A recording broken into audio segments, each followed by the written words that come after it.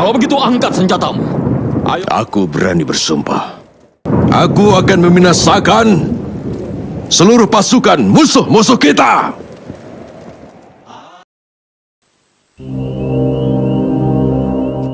Krishna menegaskan bahwa siapapun orangnya yang menjadi penghalang untuk menghukum anak-anak Drestarasta di perang ini, maka mereka harus juga dimusnahkan.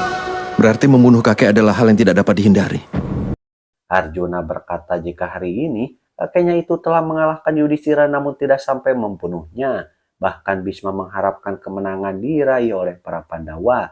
Ini artinya mereka harus tetap mencari cara untuk menangkap Duryudana. Lalu Krishna berkata bahwa sikap Bhisma belum mengalami perubahan sehingga mereka tidak perlu mengkhawatirkannya. Berarti kita tidak perlu kecewa untuk itu. Bhisma sendiri kini didatangi Guru Drona yang mengajaknya untuk diskusi masalah strategi yang akan mereka gunakan. Bhisma berkata, jika Yudhishthira hanya menginginkan haknya untuk mendapatkan tahta Hastinapura, sedangkan Bhisma sendiri sudah terikat pada sumpah untuk melindungi Hastinapura. Ini merupakan dilema besar yang membuatnya tidak baik-baik saja, namun strategi perang sangat perlu dibicarakan. Duduklah. Drona menyarankan agar besok mereka menggunakan formasi Mandala Byuha, namun Bhisma menolak karena jika formasi itu digunakan, maka mereka tidak akan bisa mengawasi pergerakan dari seluruh pasukan.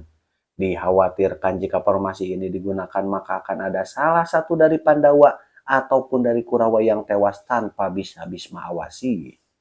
Inilah sebabnya kenapa Bhisma hanya menangkap Yudhishthira tanpa membunuhnya, karena saat ini dia mengaku belum siap untuk melakukan hal itu. Tidak bisa.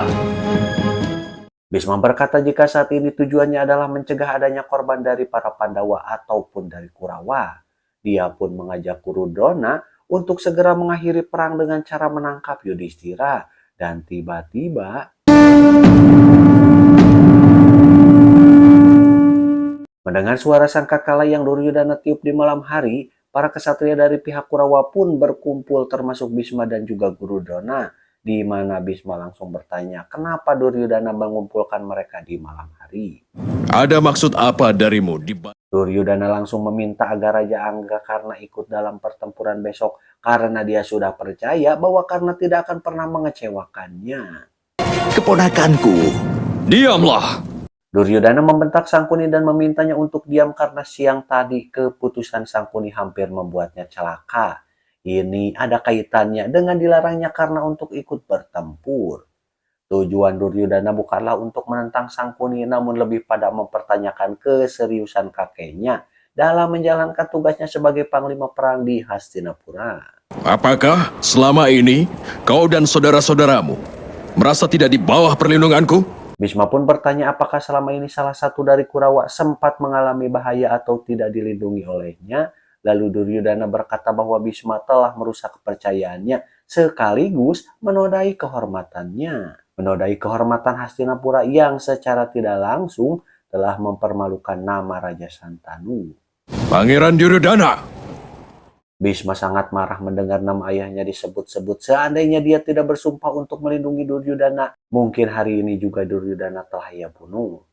Dengan lantang Duryudana malah menantang kakeknya bertarung. Duryudana pun mengajak Bhisma membuktikan kekuatannya. Ini adalah buntut dari kekesalan Duryudana karena siang tadi Bhisma punya kesempatan untuk membunuh Yudhishthira, namun tidak ia lakukan. Seandainya kau membunuh Yudhishthira waktu itu, maka perang akan berakhir hari ini.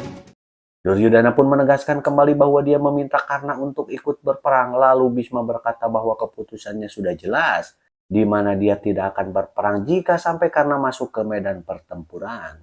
Kalau begitu jangan ikut lagi. Dengan kesombongannya Duryudana mempersilahkan Bhisma untuk mundur karena dia tidak membutuhkan Bhisma lagi. Tanpa kehadiran Bhisma sekalipun, dia akan dengan mudah meraih kemenangan. Semua orang terkejut mendengar keputusan Duryudana, di mana Bhisma tidak berkata sedikit pun dengan langsung ngalewas meninggalkan mereka. Duryudana!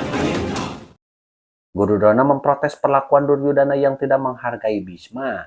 Namun Duryudana balik nyemprot Drona dengan mempertanyakan tanggung jawab Drona. Kemudian Duryudana berkata jika Bhisma mundur dari perang, di manakah tanggung jawab Bhisma yang telah bersumpah untuk melindungi tahta Hastinapura.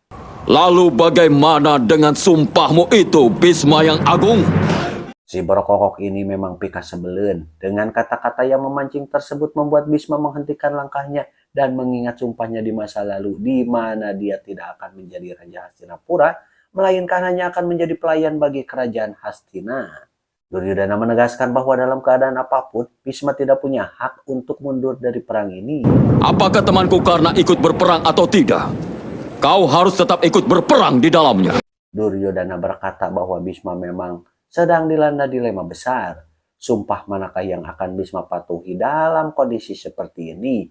Apakah akan mundur karena ikut berperang atau tetap berperang untuk melindungi Hastinapura?